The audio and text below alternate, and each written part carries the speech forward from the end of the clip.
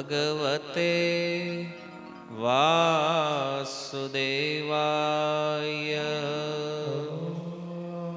નમો ભગવતે વાસુદેવાય.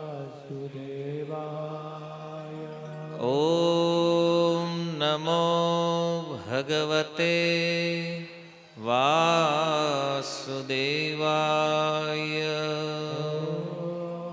નમો ભગવતે વાસુદેવાય. ઓમ નમો ભગવતે વાસુદેવાય. નમો ભગવતે વાસુદેવાય. હરે કૃષ્ણ. સ્વાગતમ ઉપસ્થિત સર્વ શ્રોતાગણ વૈષ્ણવજન એવં મહાનુભાવોનું. આ મરણધર્મા સંસારની અંદર સ્વાભાવિક રૂપથી જે બે ક્રિયાઓની અનુભૂતિ બધા જીવ કરે છે, એક છે જન્મ અને બીજું છે મૃત્યુ. તો ગીતામાં ભગવાને 4 વસ્તુ કીધી છે: જન્મ, મૃત્યુ, જરા અને વ્યાધિ. પણ જન્મ, જરા અને વ્યાધિ બહુ ખાસ વિશેષ ધ્યાન યોગ્ય નથી, અથવા આપણું ધ્યાન આકર્ષિત કરતી પણ નથી. પણ મૃત્યુ વિશેષ રૂપથી આપણને ક્યારેક ક્યારેક કેન્દ્રિત કરે છે. મૃત્યુ ઘણીવાર આપણને વિચાર પણ કરતા કરે છે કે આ સ્થિતિ આજ નહીં તો કાલે, અદ્ય વા શતાંતે વા, આજે આવે કે 100 વર્ષ પછી આવે, મૃત્યુ તો નિશ્ચિત છે. જન્મના જાયતે સહ, જન્મની સાથે જ મૃત્યુ પણ જન્મે છે. પણ બહુ વિશેષ આપણો ફોકસ આની ઉપર નથી. એનું એક કારણ એ છે, જે સંસારમાં આપણે રહીએ છીએ, આજુબાજુનું જે વાતાવરણ છે, જે પરિવેશ, પ્રાય બધી જગ્યાએ એક જ વસ્તુની ચર્ચા થાય છે કે તમે આ સંસારમાં સુખી ત્યારે થશો જ્યારે તમે ખૂબ મહેનત કરશો, તમારી પાસે ખૂબ ધન આવશે અને એ ધનથી ખૂબ ભોગ પ્રાપ્ત થશે. અને તમારી પાસે જો ભોગ વધારે હોય એનો મતલબ તમે થોડા વેલ્યુએબલ વ્યક્તિ છો, અથવા લોકો તમને વેલ્યુ આપતા હશે કે આની પાસે જો આટલા પૈસા છે, આવી ગાડીઓ છે, આવું ઘર છે, આવા બંગલાઓ છે. પણ અંતતઃ આ બધી વસ્તુ જીવનનું લક્ષ્ય નથી. એટલા માટે, કારણ કે હું ને તમે બધા જાણીએ છીએ કે આ સંસારમાંથી આપણી પહેલાંય અનેક લોકો ગયા છે, અત્યારે પણ વર્તમાનમાં જઈ રહ્યા છે, ભવિષ્યમાં પણ જશે. તો આજ સુધી ઇતિહાસમાં એવી કોઈ ઘટના નથી કે જ્યાં કોઈ વ્યક્તિ કાંઈક પોતાની હારે લઈને ગયા હોય. આવું તો સંસારમાં થયું નથી આજ સુધી ક્યારેય. છતાં અજ્ઞાનનું સ્તર એ છે કે રાત દિવસ ટાઈમ તો આના માટે જ જઈ રહ્યો છે. આજે સત્સંગ અહીંયા છે તો હજી ઘણા મનમાં એ વિચારતા છે કે આ હું આ લોકોએ રાખ્યું છે, આ હું કામ આ બધાને ભેગા કર્યા છે. ઘણા થોડાક પોતાને જે બુદ્ધિમાન માનવાવાળા લોકો છે કે અમે થોડા વેલ એજ્યુકેટેડ છીએ, અમને બહુ ખબર પડે છે, એ તો માનતા છે કે આ બધું અંધશ્રદ્ધાઓમાં હજી લોકો બહાર નીકળતા નથી.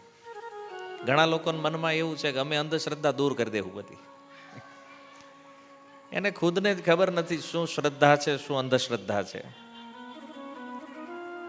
પણ પોતાના વિચારોના કારણે વ્યક્તિ એવો પ્રભાવિત રહે છે કે એ એવું માને છે કે મારાથી વધારે બુદ્ધિમાન વ્યક્તિ કોઈ નથી. અને આવો ભ્રમ બધા લોકોને છે. પોતાની અંદર કે ભાઈ હું જે વિચારું છું, હું જે માનું છું એ જ પરમ સત્ય છે. એટલે ન શાસ્ત્રોમાં શ્રદ્ધા છે, ન ધર્મમાં શ્રદ્ધા છે. અને એનું એક બીજું કારણ એ પણ છે કે બિચારા ક્યારેક ત્યાંથી છેતરાણાય હોય, ક્યારેક અનુભવાય કામ કરે ને, ક્યારેક ધર્મથી, મંદિરોથી, સંપ્રદાયોથી ક્યારેક એવી અનુભૂતિઓ થઈ હોય તો એને એવું લાગે કે ભાઈ ઠીક છે, હવે આપણે જે કરવી એ જ કરો. પણ અલ્ટિમેટ વિચાર કરો કે ભોગ તો આ સંસારમાં બધા લોકો ભોગવી રહ્યા છે, પોતપોતાના પ્રારબ્ધ અનુસાર બધાને કાંઈક ને કાંઈક ભોગ પ્રાપ્ત થયા છે. અને એ ભોગ ભોગવતા ભોગવતા લોકો મરી રહ્યા છે, વળી નવા લોકો પાછા જન્મય લઈ રહ્યા છે. આ સૃષ્ટિનો ક્રમ ચાલી રહ્યો છે. અચ્છા, આની વચ્ચે વિચારવાનો પ્રશ્ન એક ઈ છે કે આપણે લોકો ખાલી આ ભોગ ભોગવવા માટે જ અહીંયા આવ્યા છીએ કે આ મનુષ્ય જીવનનું કોઈ અન્ય પ્રયોજન છે? આનો લાભ શું છે? તો મનુષ્ય જીવનનો લાભ છે પોતાના મનને ભગવાનમાં લગાવવું.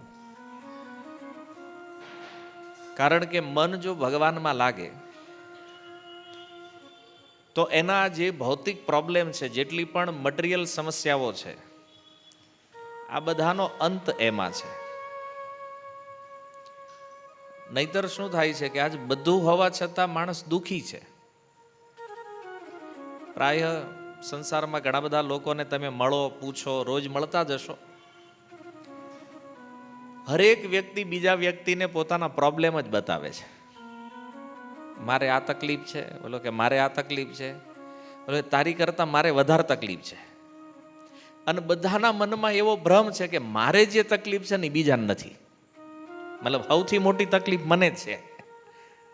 સમજે? એટલે હરેક વ્યક્તિને એવું લાગે છે કે મારા જીવનમાં જે દુઃખ છે આવું બીજાને કોઈને છે નહીં. પણ પોતપોતાના સ્તર ઉપર બધા દુઃખી છે. પણ દુઃખનું સોલ્યુશન ખબર નથી, સમાધાન ખબર નથી. એટલા માટે એક દુઃખી બીજા દુઃખીને સમજાવે છે, તું ચિંતા કરેમાં ભાઈ બધું હરખું થઈ જાય. બીજો દુઃખી ત્રીજા દુઃખીને સમજાવે, તું ચિંતા કરેમાં બધું હરખું થઈ જાય. ભાઈ એવો સમય ક્યારેય આવવાનો જ નથી કે બધું હરખું થઈ જાય. આજ સુધી આ પૃથ્વી ઉપર એવું ક્યારેય નથી બન્યું કે બધું હરખું હતું, કોઈને કાંઈ સમસ્યા જ નહોતી, કોઈ પ્રોબ્લેમ જ નહોતો. કારણ કે આ જગત દુઃખાલય છે, તો અહીંયા દુઃખ રહેવાનું છે, પ્રોબ્લેમ રહેવાના છે. આપણી બુદ્ધિમાની એ છે કે એટલું જ્ઞાન તો બધા લોકોને છે કે આપણે એક દિવસ આ સંસારથી જવાનું છે, આ બધા જાણે છે.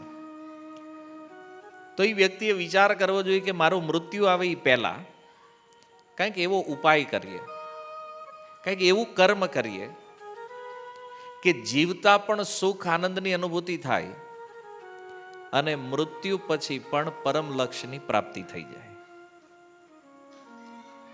એટલા માટે જેને જેને મનુષ્ય જીવન પ્રાપ્ત થયું છે એનું લક્ષ્ય એ છે, એક ભક્ત કહે છે, ભજહુ રે મન શ્રી નંદ નંદન અભય ચરણારવિંદ રે. દુર્લભ માનવ જન્મ સત્સંગે તરહો એ ભવ સિંધુ રે. પોતાના મનને ઉદ્દેશીને એક ભજન એમણે લખ્યું છે અને મનને કહે છે, હે મન, નંદ નંદન ભગવાન કૃષ્ણ જે છે તું એનું ભજન કર, એના ચરણમાં લાગી જા. તો માની લો મન પૂછે છે કે ભગવાનના ચરણમાં લાગવાથી, કૃષ્ણના ચરણમાં લાગવાથી ફાયદો શું છે? માની લો ભગવાનમાં મન લાગી ગયું તો આનો બેનિફિટ શું છે? તો કે જે ભગવાનના જે ચરણ છે એ ભગવાનના ચરણ એટલા અદ્ભુત છે, જોવામાં પણ સુંદર છે, સ્પર્શ કરવામાં સુંદર છે, પણ આ ચરણનો એક ગુણ છે. અને ગુણ શું છે? જો એક તો આપણે જાણીએ છીએ કે ભગવાનના ચરણોથી જે ગંગા નીકળે છે, આજે પણ એ ગંગામાં કોઈ ડૂબકી મારે તો પોતાને પવિત્ર કરે છે, એને પાપ ધોવે છે ગંગામાં. હાલાકી ગંગાજી ભગવાનના ચરણોથી નીકળી છે. તો ગંગાજીમાં એટલું સામર્થ્ય છે કે જો તમે એમાં સ્નાન કરો, ડૂબકી લગાવો તો પાપ નષ્ટ થાય. અને આ શ્રદ્ધાથી જ હરિદ્વાર જાય છે ને આપણે. તો જે ચરણોથી ગંગા નીકળી છે એ ચરણોનો પ્રભાવ કેવો છે એ વિચારો. એ જે ચરણ છે ભગવાનના, એ જીવના સંતાપને દૂર કરી શકે કે નહીં, દુઃખને દૂર કરી શકે કે નહીં. તો આપણે તો મેન સોલ્યુશન આ જ જોતું છે ને, કે દુઃખ જે છે આપણા જીવનમાં, ચાહે આદિ દૈવિક છે, આદિ ભૌતિક છે કે આદિ આધ્યાત્મિક છે, આ દુઃખ આપણા જીવનમાંથી વયા જાય. અને આપણને ભય પણ દુઃખનો જ છે. ડર જે છે આપણી અંદર. અચ્છા, કોઈ વ્યક્તિને પૂછો કે તમને બીક લાગે, પૂછો તમે ડરો છો કોઈથી, તો કે ના, અમે કોઈથી નથી બીતા, કોઈની બીક નથી લાગતી.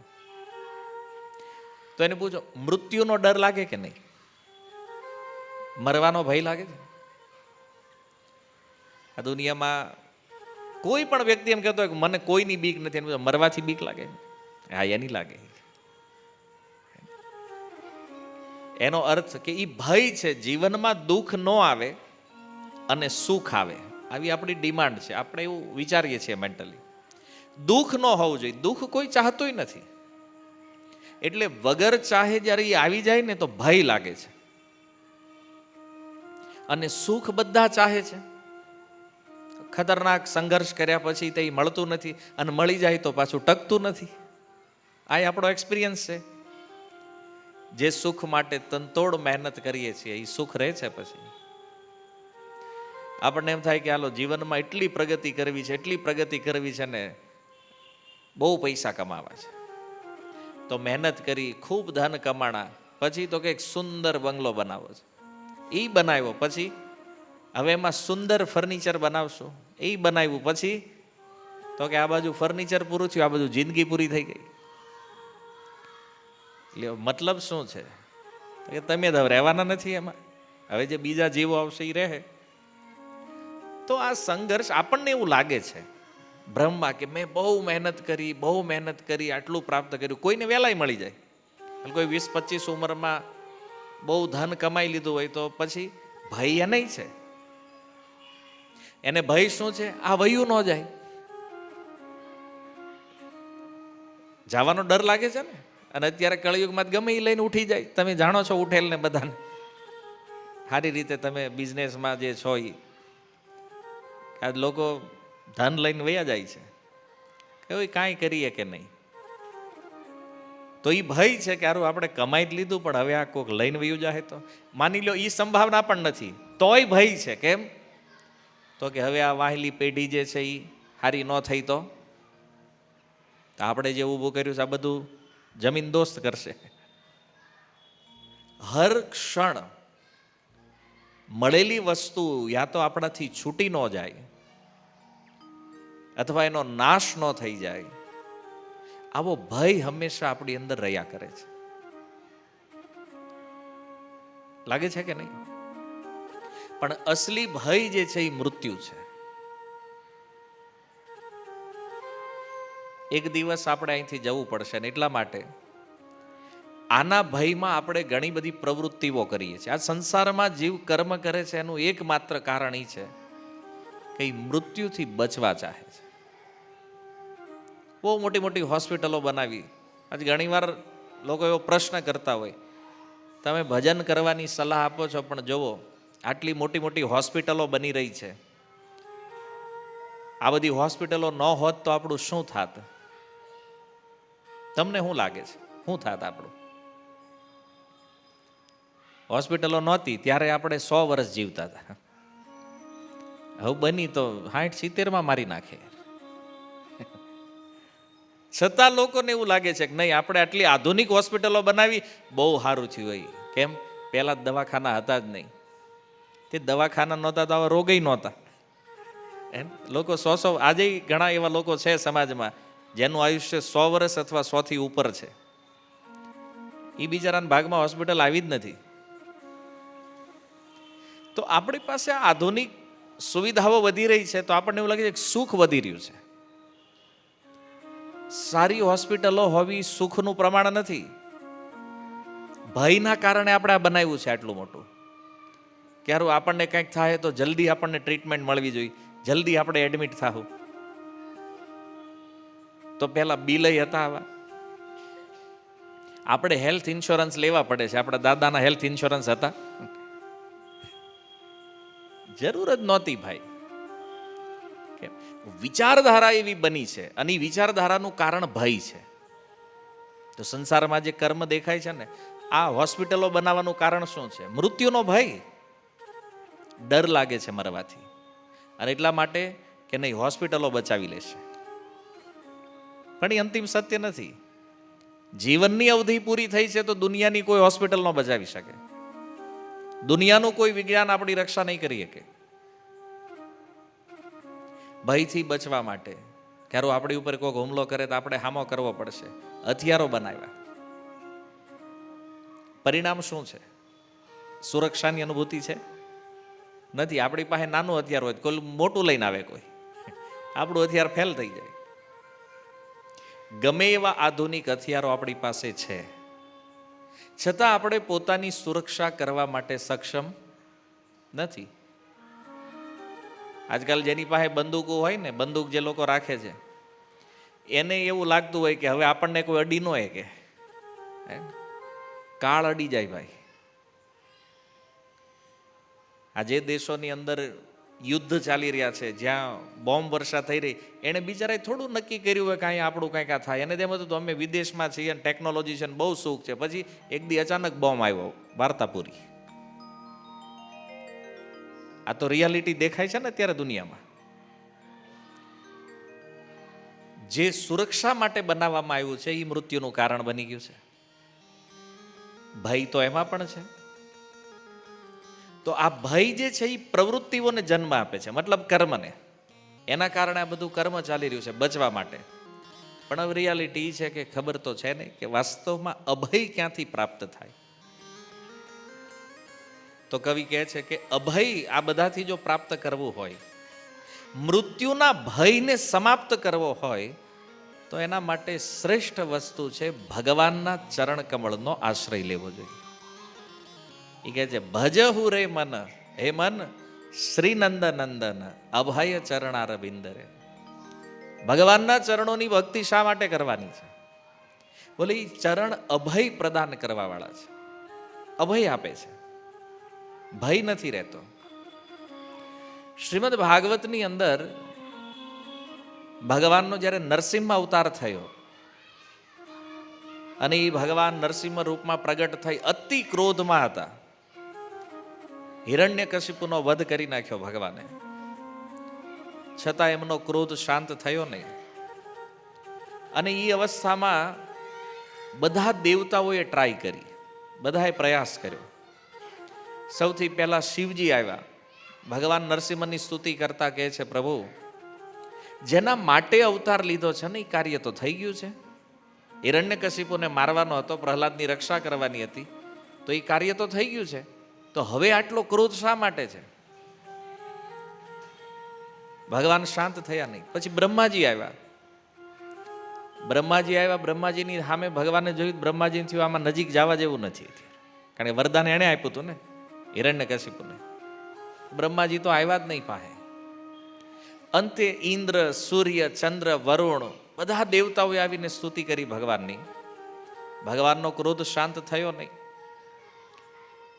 અંતે પ્રહલાદ મહારાજ આવ્યા. પ્રહલાદ મહારાજ આવ્યા તો હાથમાં એક સુંદર માળા છે પુષ્પની. જે દેવતાઓ ભગવાનની નિકટ જાતા ડરે છે, ક્લિયર સુખદેવજી ભાગવતમાં કહી રહ્યા છે, જે દેવતાઓને ડર છે ભગવાન પાસે જવાનો.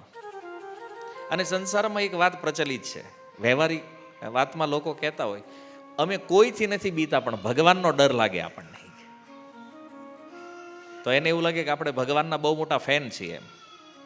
કારણ કે ભક્ત તો મગજમાં વિચાર ન આવે ને, એને થાય હું મોટો ફેન છું ભગવાનનો. કેમ તો કે એનો ડર લાગે આપણને.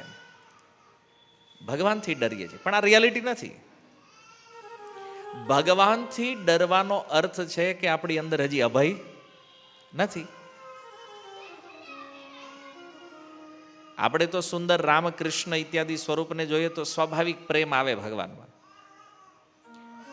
પણ વિચારો, જ્યારે નરસિંહ જેવું સ્વરૂપ હોય સામે, અને તે સાક્ષાત નરસિંહ એકદમ ક્રોધમાં, જે સમયે કોઈ દેવતાઓ પાસે જવાનું સાહસ નથી કરતા. કારણ શું છે? ભય. ભગવાનની નજીક ન જઈએ કે. પણ પ્રહલાદની અંદર કોઈ ભય નથી. તો પ્રહલાદ મહારાજની અંદર કોઈ ભય નથી. એકદમ સ્વાભાવિક રીતે ભગવાનની નિકટ ગયા અને જઈ અને ભગવાનને પ્રણામ કરે છે. પહેલા ભગવાનના ચરણનો સ્પર્શ કર્યો, ભગવાનને પ્રણામ કર્યા. ભગવાને જોયું પ્રહલાદ પ્રણામ કરે છે, તો પોતાનો હાથ હસ્તકમળ પણ પ્રહલાદ મહારાજ ઉપર રાખ્યો. ચરણની કૃપા મળી, હસ્તકમળની કૃપા મળી, અને ભગવાને પ્રહલાદ મહારાજને ઉઠાવીને ખોળામાં બેહારી દીધા. ખોળામાં બેસાડી અને પોતાની જીહવાથી ચાટી રહ્યા છે ભગવાન નરસિંહ. જેવી રીતે વાછરડાને કોઈ ગાય પ્રેમ કરે તો કેવી રીતે પ્રેમ કરે? તેની જીહવાથી પોતાના બચ્ચાને ચાટે છે ને. તો ભગવાનનું મુખ સિંહ છે, શરીર નર છે. તો ભગવાન જીભ દ્વારા પ્રહલાદને પ્રેમ કરી રહ્યા છે. પ્રહલાદ મહારાજે સુંદર સ્તુતિ કરી ભગવાનની. તો ભગવાને એક પ્રશ્ન કર્યો પ્રહલાદને. કહે છે, પ્રહલાદ, તું જો સામે જે દેવતાઓ ઊભા છે બધા, એમાં શિવજી છે, બ્રહ્માજી છે, આ કેટલા 33 કરોડ છે. આ બધાને ડર લાગે છે નજીક આવતા. કોઈ પાસે આવીને સ્તુતિ નહીં, આગે ઊભા ઊભા સ્તુતિ કરે. હે, અને નરસિંહ ભગવાનની નજીક નો કે એકાદ ખાલી ઝાપટાઈ આપણને અડી જાય તો ભાઈ આપણું તો હરિબોલ થઈ જાય કે આમાં. દેવતાઓ સ્વર્ગના, કોઈ મનુષ્ય તો છે જ નહીં ત્યાં. પણ ભગવાને પૂછ્યું, પ્રહલાદ તને ડર નથી લાગતો? તો પ્રહલાદ મહારાજ કહે છે કે પ્રભુ, મને તમારા વિકરાળ રૂપનો કોઈ ભય નથી. તો ભગવાને પૂછ્યું, ભય નથી મતલબ? દેવતાઓ ડરે છે ને તું 5 વર્ષનો બાળક છો અને તારી અંદર ભય નથી, શું કારણ છે? બોલે, પ્રભુ કારણ તો એક જ છે. હે ને? શું? કે મેં જ્યારથી તમારો આશ્રય લીધો છે, તમારા ચરણોનો આશ્રય લીધો છે, ત્યારથી મારી અંદર ભય નથી. તો ભગવાને કીધું, પ્રહલાદ, તે મારો આશ્રય લીધો એવું નથી. આ જેટલા દેવતાઓ એ બધા મારા ભક્ત જ છે, અને આ બધા મારા જ આશ્રયમાં છે. એણે મારો જ આશ્રય લીધો છે, તો એ ભયભીત છે, તારામાં ભય નથી, એનું શું કારણ છે? ભગવાન નરસિંહના આ પ્રશ્ન સાંભળી પ્રહલાદ મહારાજ કહે છે, પ્રભુ, તમારા ચરણોનો આશ્રય યદી કોઈ ગ્રહણ કરે તો એને નિશ્ચિત રૂપમાં તમે અભય પ્રદાન કરો છો, આમાં કોઈ સંદેહ નથી. અને જો એને અભય નથી, એનો અર્થ એ છે કે શરણાગતિમાં કમી છે. કારણ કે વાસ્તવમાં જો કોઈ તમને શરણાગત હોય તો એને મૃત્યુનો પણ ભય હોતો નથી. પ્રભુ, તમારા સ્વરૂપની વાત છોડો, મૃત્યુથી પણ અભય તમે આપો છો. એવું સુંદર તમારી આ ભક્તિનું સ્વરૂપ છે. અને જો કેટલું અદ્ભુત છે.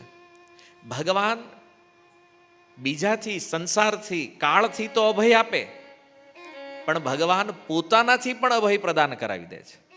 આ સૌથી મોટી વિશેષતા છે ભગવાનની. ઘણા લોકો પૂછે ને, ભક્તિ હું કામ કરવાની છે?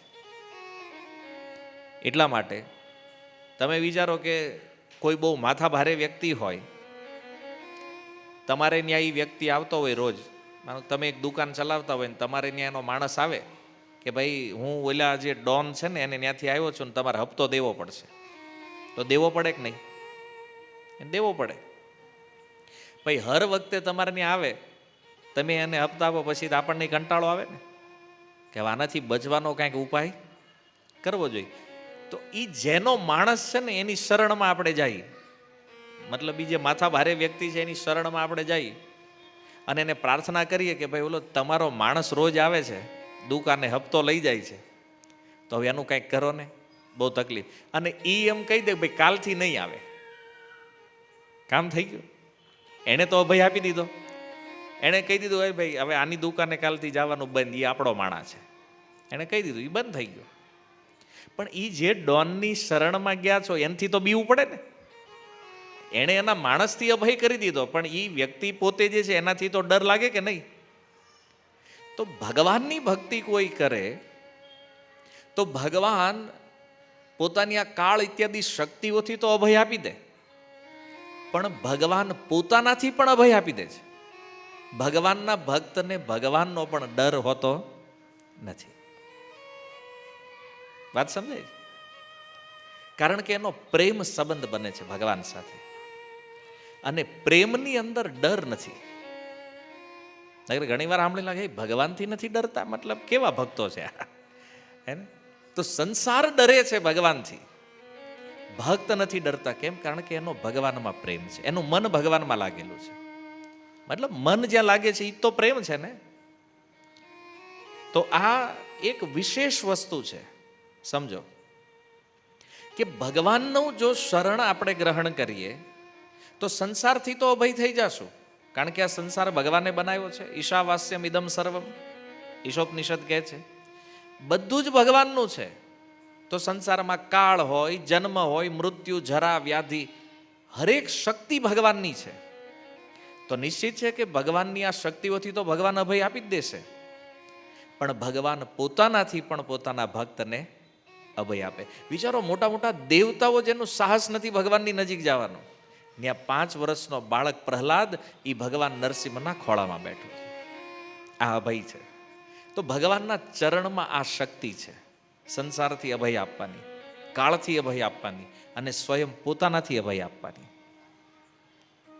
એટલે ગોવિંદાસજી કહે છે કે હે મન, તું ઈ ભગવાનના ચરણોનો આશ્રય લઈ લે, જે ચરણ અભય પ્રદાન કરવા વાળા છે. કારણ દુર્લભ માનવ જન્મ સત્સંગે તર હોય ભવ સિંધુ રે.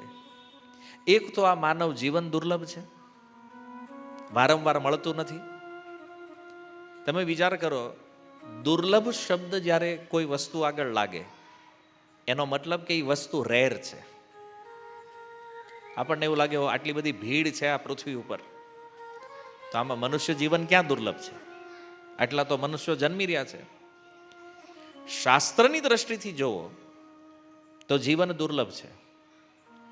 84 લાખ શરીરો છે, એમાં ક્યારેક જળચર બન્યા છીએ, ક્યારેક કીટ પતંગ બન્યા છીએ, ક્યારેક વૃક્ષોની યોનિઓમાં ગયા છીએ, ક્યારેક પશુ, ક્યારેક પક્ષી. સ્વામી તુલસીદાસજીએ બહુ સુંદર વાત કરી છે કે કબહુક કરી કરુણા નર દેહી. જીવ અનેક અનેક યોનિઓમાં ભ્રમણ કરે ને, ત્યારે ભગવાનને ક્યારેક જીવ ઉપર કરુણા થાય, એની ઉપર દયા આવે છે. કબહુક કરી કરુણા નર દેહી દેત ઈશ બિનુ હેતુ સનેહી. ત્યારે ભગવાનના મનમાં એમ થાય કે આને એકવાર માનવ બનવાનો અવસર આપીએ, ચાન્સ આપીએ. કેમ? બિચારો અનંત જન્મોથી ભટકે છે અલગ અલગ શરીરોમાં, અને ભગવાન મનુષ્ય બનાવે છે. મનુષ્ય બનાવવાનો ઉદ્દેશ્ય એક જ છે કે આ અલગ અલગ શરીરોમાં જે આનું ભ્રમણ છે, આ જન્મ મૃત્યુના ચક્રમાં જે આનું ભ્રમણ થઈ રહ્યું છે, જો આને મનુષ્ય બનાવવું તો મનુષ્યની અંદર એ બુદ્ધિ છે, એ વિવેક છે કે એ મારું ભજન કરશે, અને ભજન કરી અને આ જન્મ મરણના ચક્રને, આ પ્રવાહને હંમેશા માટે તોડી નાખશે. ભગવાન આવું વિચારી અને જીવને એક ચાન્સ આપે છે, કે અવસર આપે છે કે આને મનુષ્ય બનાવો. કારણ કે જો એ મનુષ્ય બનશે તો મનુષ્ય જીવનમાં સૌથી શ્રેષ્ઠ વસ્તુ જે છે એ છે સત્સંગ. 84 લાખ શરીરોમાં કેવલ મનુષ્ય જીવનમાં અસંભવ છે. ભગવાનની ભક્તિ કરવી, ભગવાનનો સત્સંગ કરવો અન્ય યોનિઓમાં નથી. તમે જોયું છે કોઈ પશુઓ ક્યારેય ટોળું કરીને બેઠા હોય, હાલો સત્સંગ હાલે છે અમારો તે અત્યારે, કેમ અમે બહુ દુઃખી છીએ આ પશુ યોનિમાં, તો હવે અમારે ભજન કરવું છે ને અમારે નીકળી જવું છે. હાલાકી ભક્તિ તો કોઈ પણ શરીરમાં થઈ શકે છે, એના ઉદાહરણો શાસ્ત્રોમાં છે. ગજેન્દ્રએ હાથીના શરીરમાંથી કામ બનાવી લીધું, જટાયુએ ગીધના શરીર, પક્ષી હતા તોય એને ભગવાનની પ્રાપ્તિ થઈ. તો તો ભક્તિ માટે કોઈ શરીર બહુ ખાસ માયને નથી રાખતું, પણ મનુષ્ય જીવનની દુર્લભતા આમાં સિદ્ધ છે કે કોઈ મનુષ્ય બને. અન્ય શરીરોમાં ભજન એ રેર કેસ છે, ગજેન્દ્ર રેર કેસ છે, પછી કોઈ હાથી ગયો હોય એવું ઉદાહરણ છે નહીં. જટાયુ રેર કેસ છે રામાયણમાં, પછી કોઈએ ભગવાનની પ્રાપ્તિ કરી હોય એવું ગીધ પાછું કાંઈ મળ્યું નથી ઇતિહાસમાં.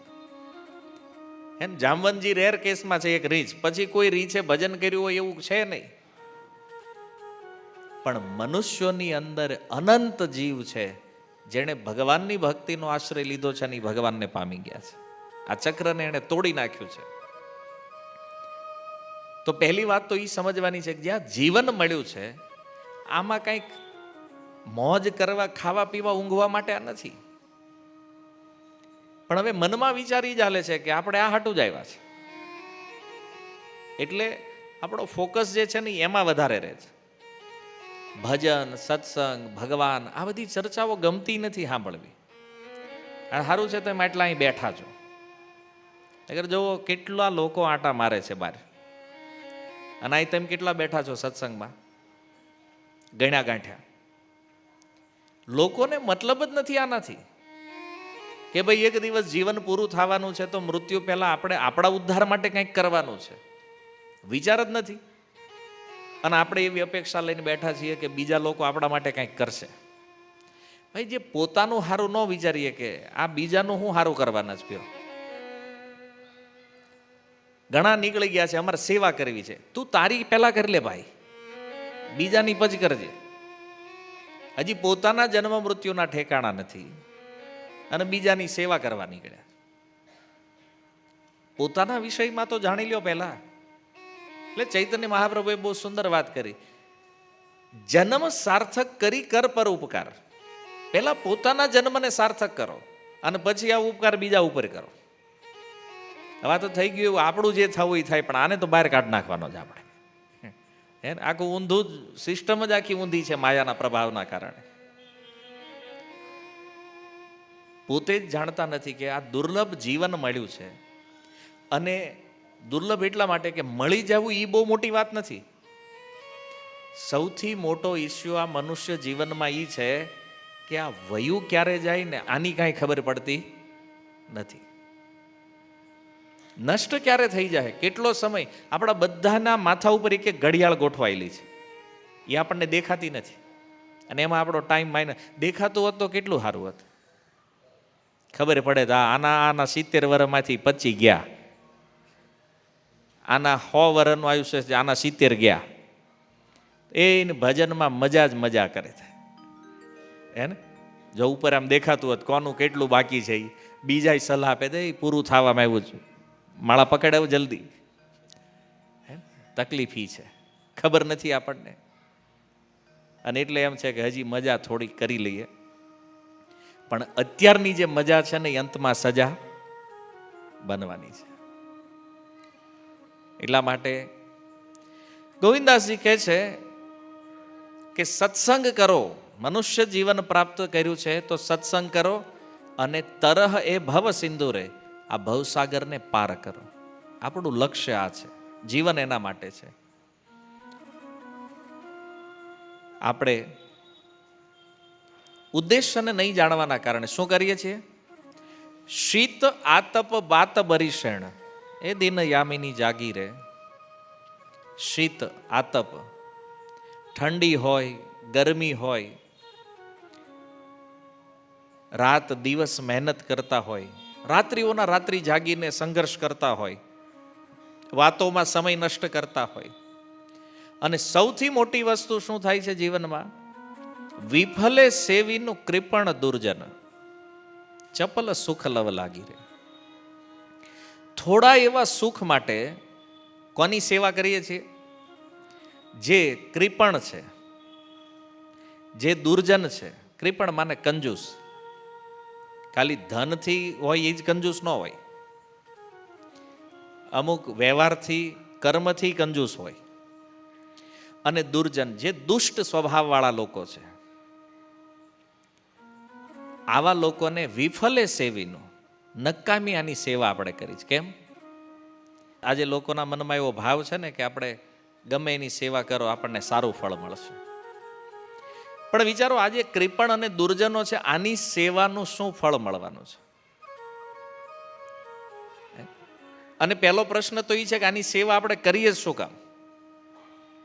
તો કે છે ચપલ સુખ લવ લાગી રે. બંગલા ભાષામાં કે છે ચપલ સુખનો અર્થ છે થોડું એવું સુખ, મતલબ જે થોડી વારમાં નષ્ટ થવાનું છે એવું સુખ. અને એવા સુખ માટે આપણે આજીવન આવા દુર્જનોની સેવા કરીએ છીએ, લાઈફ ટાઈમ, જેનું રિઝલ્ટ અંતે નરક લોક છે, બીજું કાંઈ નથી.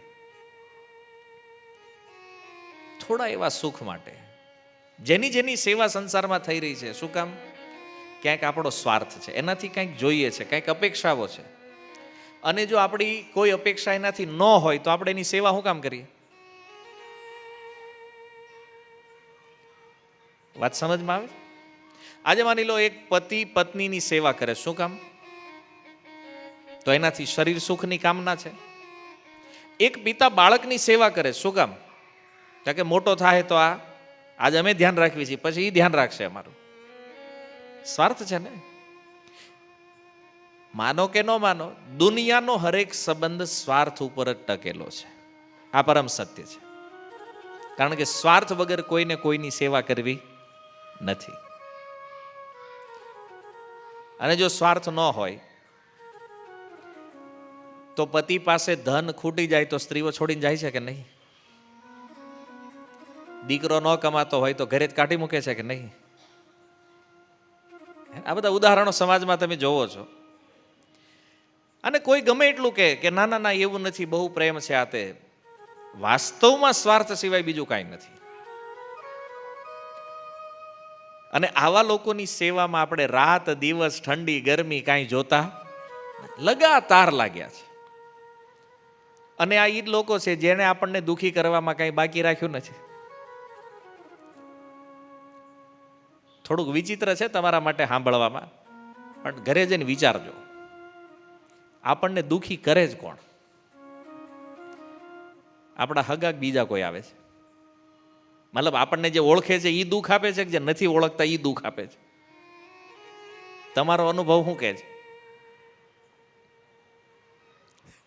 કે દુઃખ આવ્યું જ નથી. છે જેના જીવનમાં પ્રોબ્લેમ છે એ દુઃખ આપે જ કોણ? આપણા જ. જેના માટે આ ઠંડી ગરમી રાત દી જોયા વગર ગધેડાની જેમ મહેનત કરીએ છીએ ને, એ આપણા જ સંબંધીઓ, આપણા જ સગા દુઃખ આપી જ આવે છે. પાકિસ્તાનથી કોઈ થોડી આવે છે અહીંયા આપણને દુઃખી કરવા. એ બધું રાજકીય લેવલ ઉપર છે, પણ પ્રેક્ટિકલ સ્તર ઉપર તો આપણા જ લોકો આપણને દુઃખી કરે છે, જેના માટે આપણે જિંદગી આપીએ છીએ. કેટલું સુંદર પદ લખ્યું છે એમણે, ચપલ સુખ લવ લાગી રે.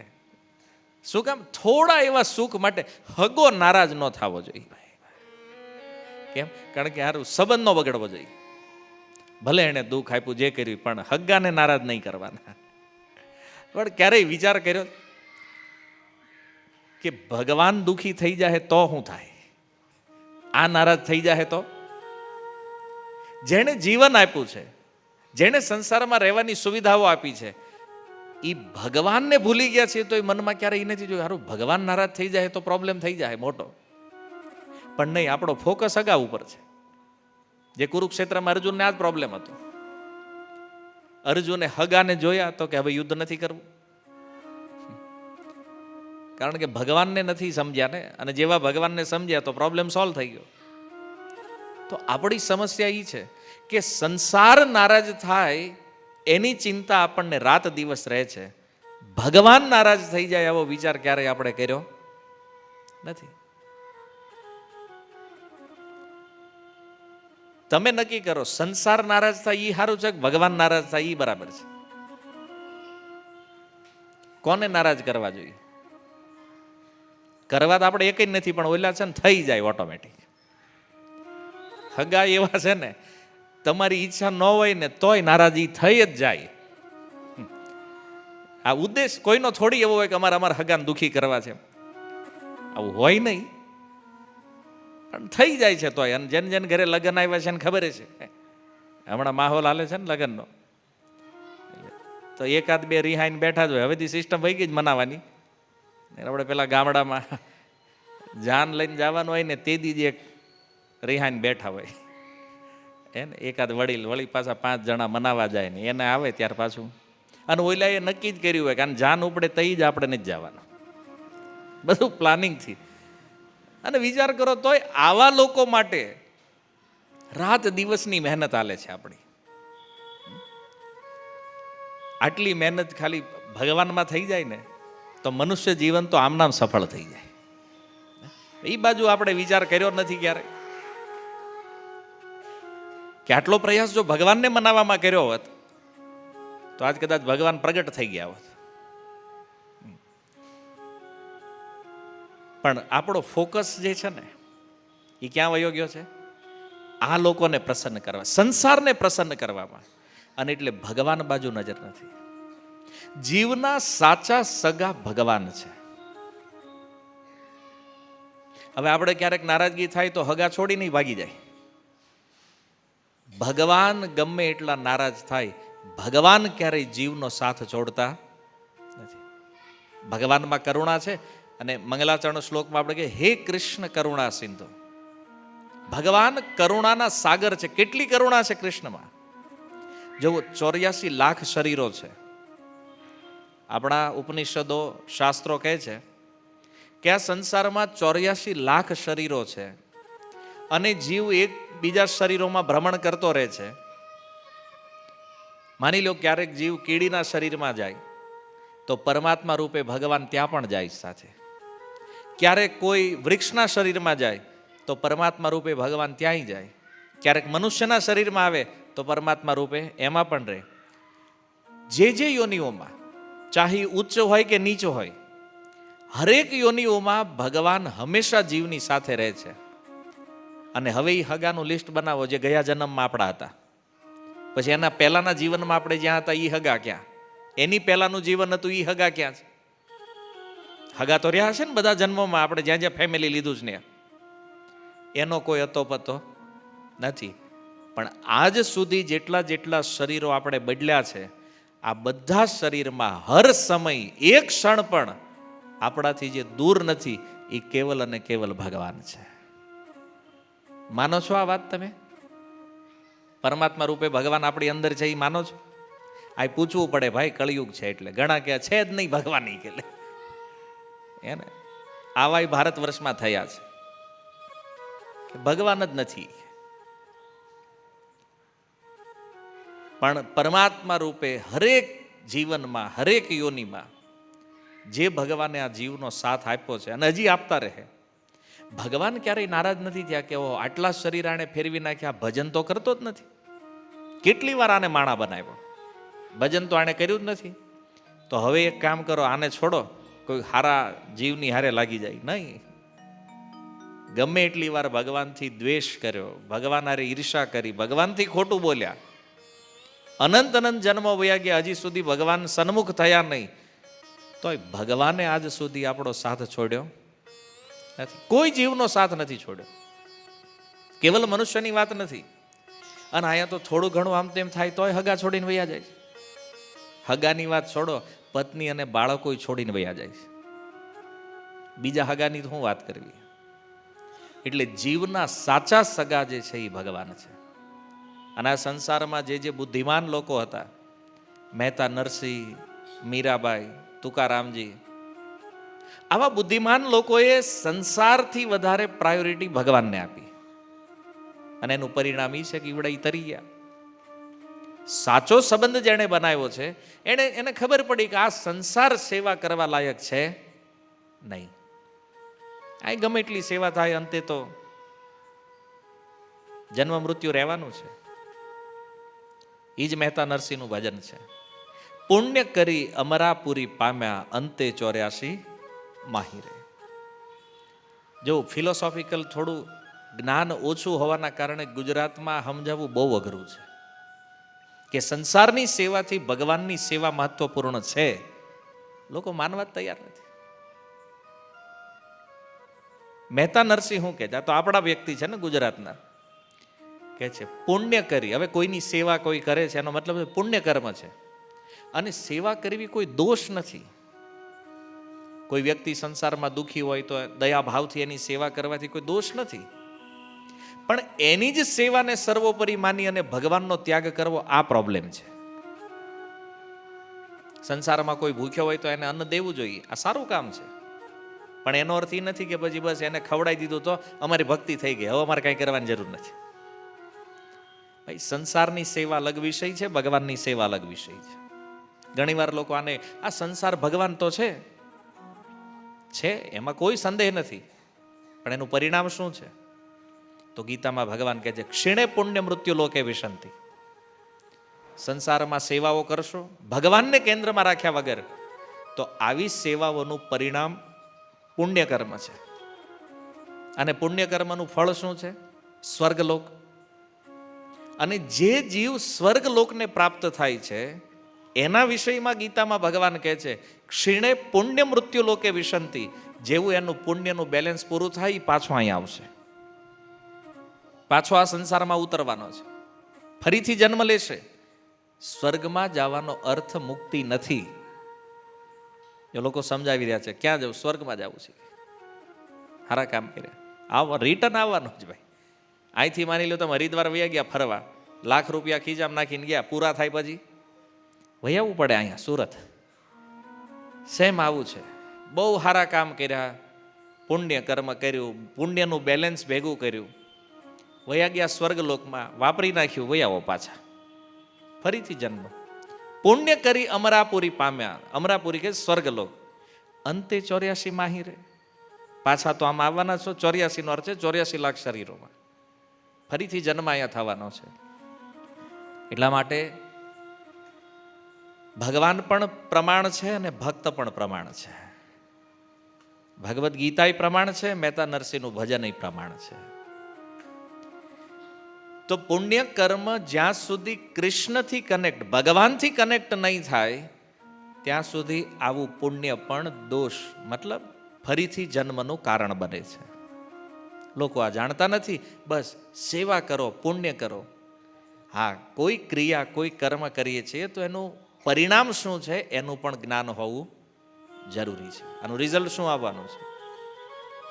પણ કેન્દ્ર જો કૃષ્ણ છે અને કોઈની સેવા કરશું તો આ સેવા કોઈ બંધનનું કારણ બનતી. આ સેવાનું ફળ ભક્તિ છે, અને ભક્તિ છે તો બંધનનો કોઈ પ્રશ્ન નથી. એટલા માટે ગોવિંદાસ કહે છે વિફલે સેવીનું કૃપણ દુર્જન. જીવન આપી દીધામાં, એક નહીં અનંત જન્મોથી આ સંસારમાં કૃપણ અને દુર્જનોની આપણે સેવા કરતા આવ્યા છે. અને એનું જ પરિણામ છે આ એક જન્મ અત્યારે જે છે. કારણ ચપલ સુખ લવ લાગી રહે. મનમાં એ ભાવ છે કંઈક સારું કર્મ કરશું, પુણ્ય કર્મ કરશું તો આપણે સુખી થશું. બસ અલ્ટિમેટ ડિમાન્ડ મનમાં સુખની છે. અને એટલા માટે છે કે સુખના સ્વરૂપને જાણતા નથી. સુખ કોને માની? તો કે મસ્ત મોટું બેંક બેલેન્સ હોય એટલે આપણે સુખી. તો સુરતમાં જેણે જેણે આત્મહત્યાઓ કરી છે એના રેશિયા કાઢી લ્યો. સ્વિમેરમાં જઈને કે પોલીસ સ્ટેશનમાંથી રિપોર્ટ લઈ લ્યો કે સુરતમાં જે લોકોએ આત્મહત્યા કરી છે એ કોણ છે. બોલે પૈસા તો આપણી પાસે અત્યારે નથી ને, એટલા બેલેન્સ એના પડ્યા હતા, એ મરવાવાળા જે છે. ધન જ જો બધું સુખ આપવાનું હતું તો આવડા મરી શું કામ ગયા છે ધનવાન હતા? એ નથી. આપણા વિચારથી વિપરીત છે પરિસ્થિતિ બધી. પણ એ ચપલ સુખની ખોજમાં વ્યક્તિ શું પગલું લે છે એને ખબર નથી. સુખ વાસ્તવમાં એ છે જ્યાં દુઃખ ફરી ક્યારેય આવવાની સંભાવના નથી. દુઃખનો અભાવ સુખ નથી. થોડી વાર માટે દુઃખ હટાવી દો, એ અવસ્થા સુખ નથી. પરમેનન્ટ દુઃખ ન હોવું જોઈએ. અને આપણે ટેમ્પરરી સોલ્યુશનમાં છીએ. હાલો થોડી વાર માટે દુઃખ દૂર થઈ ગયું, થોડા સારા કર્મનું ફળ અત્યારે સુખ છે, તો પાછું દુઃખ આવશે. આને કોઈ અટકાવવાનું નથી. અત્યારે રાત્રિ છે તો કાલે દિવસ આવવાનો છે ને. એમાં આજે સુખી અનુભવ કરીએ છીએ તો દુઃખ તો છે. કદાચ એવું છે કે બેયનું મિશ્રણ જીવનમાં અનુભવ અત્યારે કરી રહ્યા હોય. અને આ બધામાં જીવન ક્યારે પૂરું થઈ જાય છે એ આપણને ખબર રહેતી નથી. સંસારને સંતુષ્ટ કરવામાં એ ધન યૌવન પુત્ર પરિજન ઇથે કી આ છે પરતી તીરે. ક્યારેક ધનની હાય હાય, ક્યારેક યુવાનીનો મદ, યુવાનીનું અભિમાન હોય. અરે ભાઈ અમારે કાંઈ જરૂર નથી આ બધું, કેમ મજા કરવા દો અત્યારે, આ સમય વયો જાય પછી ભજન જ કરવાનું છે ને, ગઢા થઈ જાવ પછી, અત્યારે મોજ કરવા દો. ભાઈ ગેરંટી છે ગઢા થવાની? કારણ કે આ મૃત્યુલોક છે ભાઈ. મૃત્યુ ક્યારેય પણ આવી ગયા. હરેક વ્યક્તિ વૃદ્ધ થશે કોઈ જરૂરી નથી. યુવાનીમાં પણ મૃત્યુ સંભવ છે. પુત્ર પરિજન અને આ બધા ભેગા મળીને તે આપણી મૃત્યુથી સુરક્ષા કરીએ કે એમ નથી. ધન, યુવાની, પુત્ર, પરિજન બધું કામે લગાડી દો, આ નહીં બચાવી શકે. અને જો કદાચ ધનથી કંઈક થતું હોત તો પરીક્ષિત મહારાજને જ્યારે શાપ પ્રાપ્ત થયો 7 દિવસમાં મૃત્યુ, તો એ પરીક્ષિત મહારાજ રાજ્યને છોડીને ગંગા તટે શું કામ આવ્યા છે? એ વિચાર કરે ને કે હાલો ભાઈ આ ધન કામે લગાડો, મૃત્યુ 7 દિવસમાં થવાનો એનો ઉપાય તો જેટલા પૈસા વાપરો એ વાપરી નાખો. આખું રાજ્ય છોડી દીધું, આવી ગયા ગંગા તટે. કારણ એને તો એક ફિક્સ ટાઈમ હતો. આપણા માટે અઘરું છે. આપણું જીવન કેવું છે કે જે કમલ દલ જલ જીવન ટલમલ ભજહુ હરિપદ નીતિ રે. કમળની પાંદડી ઉપર સવારના ઝાકળના બિંદુઓ જેમ લાગે, ઝાકળ પડે હવારે, કમળના પાંદડા ઉપર બિંદુ હોય પાણી, એક પવનનો સપાટો લાગે ને બિંદુ ખરી નીચે. આપણી સ્થિતિ એવી છે, કમળની પાંદડી ઉપર જેમ એ પાણીનું બિંદુ છે એમ અત્યારે આપણે એ બિંદુ રૂપે બેઠા છીએ કમળની પાખડી ઉપર આ સંસારમાં. જેવો એ કાળનો એક સપાટો લાગશે બિંદુ ખરી જશે, જીવન સમાપ્ત. હવે તમે વિચારો કે એ કમળની પાંદડી ઉપર પાણીનું જે બિંદુ છે, આનું કોઈ વ્યક્તિ કહીએ કે કેટલો ટાઈમ એ પાંદડી ઉપર છે? 2 મિનિટ, 5 મિનિટ, 10 મિનિટ? આ સમયની કોઈને જાણ નથી કેટલો ટાઈમ એ બિંદુ રહેશે. એમ આપણું જીવન કેટલો સમય રહેશે આપણને ખબર નથી. તો સૌથી શ્રેષ્ઠ નીતિ છે કે બધી માથાકૂટ, બધા પ્રપંચને છોડી અને ભગવાનનું ભજન કરવું જોઈએ. કારણ કે આનાથી શ્રેષ્ઠ વસ્તુ બીજી કોઈ નથી. જેટલો સમય છે, હવે મેં કીધું એમ, કોની બેટરી કેટલી છે એ દેખાતું નથી, મોબાઈલની બેટરી દેખાય કે ભાઈ આટલા ટકા રહ્યું છે, આટલા ટકા. આમાં કઈ ભગવાને સિગ્નલ જ નથી આપ્યું કે આ રેડ હવે લાલ થઈ ગયું છે ભાઈ ટાઈમ ઓછો છે, નથી. એમ થોડા થોડા સિગ્નલ આપ્યા છે ભગવાને, પણ એ આપણે માનતા નથી. વાળ ધોળા થઈ જાય તો ભગવાને સિગ્નલ આપી દીધું, લાગો ભજનમાં ભાઈ. એમ પકે કેશ જન્મ કે સાથી, એમ આપણા જન્મની હારે જે વાળ આવ્યા હતા એ ભગવાન કે હવે કાળાને બદલે વ્હાઈટ, તો ભજનમાં લાગી જાઓ. કેમ? આ સિગ્નલ છે. રામાયણમાં જો મહારાજ દશરથે એક વાળ સફેદ જોયો તો એને લાગ્યું ને હવે વહીવટ આપી દેવો જોઈએ. અમુકને આખું માથું થઈ ગયું તોય નથી છોડતા, અને અમુકને નથી. ભગવાન કે આમ નહીં સમજે તો આને વાળ જ કાપી નાખો, કે બધા વાળ જ નહીં તોય નથી સમજતા. અમુકને બેન્ડ કરી દે ભગવાન કમરથી કે ભાઈ હવે બુઢા થઈ ગયા, હવે બધી માથે ઉઠ, હવે ભજન કરો. કેમ? કમર એ ઝૂકી છે. દાંત પીળા થઈ ગયા ભાઈ, પહેલા તો બહુ વ્હાઈટ હતા, ચમકતા હતા, હસતા હતા, ત્યારે હવે એમ થાય મોઢું નથી ખોલવું, દાંત ગયા, કાઢી નાખ્યા ભગવાને, તોય હજી નથી સમજતા. ભગવાન કે આ સિગ્નલ સમજતો જ નથી, આને જવા દો એમના. ભાઈ સિગ્નલ તો આપે છે ભગવાન ઘણી વાર, આપણે માનતા નથી. તો ભજન કરવા માટે આપણે વિચાર તો કરવાનો જ નથી, કારણ કે આપણી પાસે આપણી બર્થ ડેટ છે પણ ડેથ ડેટ નથી, અંતિમ ડેટ આપણને ખબર નથી. એટલા માટે ભજવું હરિપદ નીતિ રે.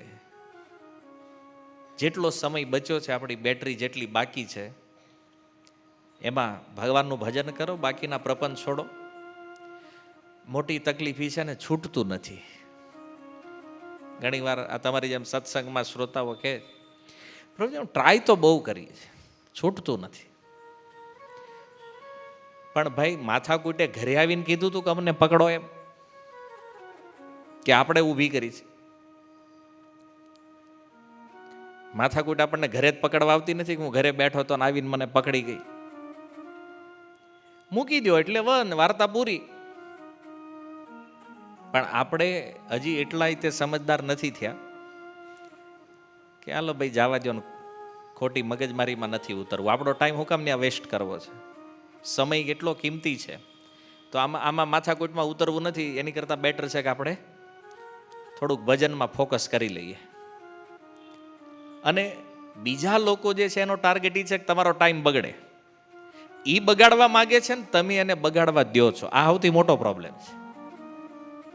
કોઈક તમારો ટાઈમ વેસ્ટ કરવા માગે છે, હાલો એ તો ટાઈમ વેસ્ટ કરવા માંગે, પણ આપણે શું કામ એને ટાઈમ વેસ્ટ કરવા દઈશું? જ્યારે આ સંસારની સૌથી કિંમતી વસ્તુ સમય છે. જીવનની બધી મૂડી લગાવી દો તો એક ક્ષણ પાછી મળતી નથી. અને આ બધા જાણે છે પાછા, આ કોઈ નવું જ્ઞાન નથી. છતાં આપણે સમજતા નથી. તો ગોવિંદાસજીએ બહુ સુંદર કીધું છે, ભજવું હરિપદ નીતિ. કેવી રીતે ભગવાનનું ભજન કરવાનું છે? શ્રવણ કીર્તન સ્મરણ વંદન પાદ સેવન દાસ્ય રે પૂજન સખીજન આત્મનિવેદન ગોવિંદ દાસ અભિલાષ રે. નવધા ભક્તિની વાત ગોવિંદાસજીએ લખી છે. જે વાત ભાગવતમાં પ્રહલાદ મહારાજે કરી છે, જે વાત રામચરિત માનસની અંદર ભગવાન રામ શબરીને કહી રહ્યા છે, નવધા ભક્તિનો ઉપદેશ. તો પ્રાય બધા ગ્રંથોમાં ભજનોમાં નવધા ભક્તિનો એક ઉપદેશ ભગવાને પણ આપ્યો છે, ભક્તોએ પણ આપ્યો છે. શ્રવણ એટલે ભગવાનના વિષયમાં સાંભળવું, કીર્તન ભગવાનના વિષયમાં બોલવું, સ્મરણ ભગવાનના વિષયમાં સ્મૃતિમાં ભગવાનનું સ્મરણ કરવું, વંદન ભગવાનને પ્રણામ કરવા, પાદ સેવન ભગવાનના ચરણોની સેવા કરવી, દાસ્ય ભગવાનના દાસ બનવું, ભગવાનની પૂજા અર્ચના કરવી, આત્મનિવેદન ભગવાનને સમર્પિત થઈ જવું. તો આ 9 પ્રકારની જે ભક્તિ છે, નવધા ભક્તિ, આ 9માંથી કોઈ એક વસ્તુ પણ કોઈ સ્વીકાર કરી લે તો એનો ઉદ્ધાર થઈ જાય. આમ તો ભક્તિના 64 અંગ છે, 64માંથી આ 9 શ્રેષ્ઠ છે. શ્રવણ કીર્તન સ્મરણ વંદન પાદ સેવન અર્ચન દાસ્ય સખ્ય આત્મનિવેદન. પણ હવે કોઈ પૂછે કે આ 9માંથી એક કરવું હોય તો શું કરવું જોઈએ? તો એક માટે તો શાસ્ત્ર કહે છે તાર મધ્ય સર્વશ્રેષ્ઠ નામ સંકીર્તન. ભગવાનના નામનું કીર્તન સર્વોત્તમ છે, બધી ભક્તિઓમાં સાર. પણ 3 વસ્તુ જીવનમાં કરવી જોઈએ અભય પ્રાપ્ત કરવા માટે. પહેલું છે શ્રવણ. ભગવાનની કથાઓને સાંભળો, ભગવાનના વિષયમાં શ્રવણ કરો. કથાનો મતલબ એ નથી ખાલી 7 દિવસ બેહી સપ્તાહ કથા છે. ભગવાનના વિષયમાં જે કોઈ ચર્ચા છે એ કથા છે, શ્રવણ. બીજું છે કીર્તન. ભગવાનની કીર્તિને ગાઓ. ભગવાનના નામ રૂપ ગુણ અને લીલા એને કહે છે કીર્તન, એને ગાવું. કીર્તયતિ ઇતિ કીર્તન મતલબ જે બોલી રહ્યા છીએ ભગવાનના વિષયમાં. સ્મરણ અને ભગવાનના વિષયમાં સ્મરણ કરો. પહેલી જે 3 ભક્તિ છે આ ઉત્તમ છે, શ્રવણ કીર્તન અને સ્મરણ. કળિયુગની અંદર જો આપણે આ મનુષ્ય જીવનને સફળ બનાવવું છે, આપણા મૃત્યુ આવતા પહેલા વાસ્તવમાં આપણે આપણો ઉદ્ધાર ચાહીએ છીએ, તો આ 3 ભક્તિનો આશ્રય લેવો જોઈએ. સાંભળશું તો જ્ઞાન પ્રાપ્ત થશે, એનાથી કીર્તન થશે. અને શ્રવણ કીર્તન જો સારું થશે તો ભગવાનનું સ્મરણ અપને આપ થશે. સંસારનું સ્મરણ ઓછું થાય અને ભગવાનનું સ્મરણ વધે, એનો આ ઉપાય છે. જો આપણે સવારે જાગીએ ત્યારથી રાત્રે સૂઈએ ત્યાં સુધી શું સાંભળીએ છીએ? ગ્રામ્ય કથા, આખા ગામની કથા કાનમાં જાય છે, સંસારની કથાઓ કાનમાં જાય છે. તો પછી આપણે બોલશું શું સંસારના વિષયમાં? સાંભળીએ છીએ સંસારનું, બોલીએ છીએ સંસારનું, તો પછી સ્મરણ કોનું થવાનું છે? સંસારનું. જો સાંભળીએ ભગવાનના વિષયમાં, બોલીએ ભગવાનના વિષયમાં, તો સ્મરણ કોનું થવાનું છે? ભગવાનનું. તો હવે માર્ગ તમને બતાવી દીધો, ચોઇસ ઇઝ યોર. સંસારનું સ્મરણ કરવું છે, અને સંસારના સ્મરણનો લોસ શું છે એ પણ ભગવદ્ ગીતા કહે છે. ભગવાન તો યમ યમ વાપી સ્મરણ ભાવમ ત્યજત્યંતે કલેવરમ. જે ભાવનું સ્મરણ કરીને દેહ ત્યાગ થશે એ ભાવ બીજા જન્મમાં પામી જશો. મતલબ સંસારનું સ્મરણ થયું તો પાછા સંસારને જ પામવાના છે. અને ભગવાન કહે છે અંતકાલે છે મામેવ સ્મરણ મુક્તવા કલેવરમ. જો મારું સ્મરણ કરતા કરતા દેહ ત્યાગ કરશો તો મને પામશો. તો બે વિષય છે, સંસારને પામવું હોય તો સંસારનું સ્મરણ કરો, અને ભગવાનને પામવા હોય તો ભગવાનનું સ્મરણ કરો. આ જ મૃત્યુ સમયની સ્થિતિ અને આપણા જીવનનું જે લક્ષ્ય છે એ છે અંતે નારાયણ સ્મૃતિ, કે આપણા અંત સમય ભગવાનની સ્મૃતિ હોય.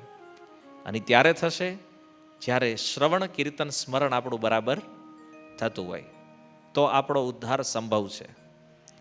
બાકી સાંસારિક વાતો એ આપણને ડૂબાડશે.